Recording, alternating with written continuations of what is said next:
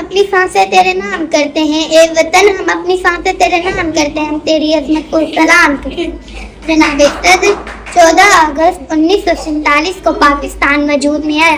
یہ دن ہمیں یاد دلاتا ہے کہ ہمارے بزرگوں نے قربانیاں دے کر ایک آزاد ملک بنایا۔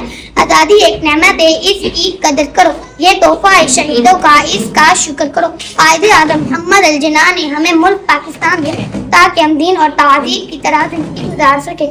ہمیں چاہیے کہ ہم اپنے ملک کو اچھا بنائیں، یہ وطن ہمارا ہے، ہمیں پاس باں اس کے۔ آخر میں میں چند الفاظ ان ماؤں کے لیے کہنا چاہتی ہوں۔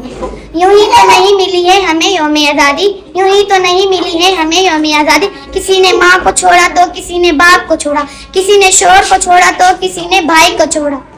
لہو سے لکھی گئی ان شہزادوں کی تحریریں، لہو سے لکھی گئی ان شہزادوں کی تحریریں، یا اللہ میرے وطن کو ہمیشہ سلامت رکھے۔ شکریہ۔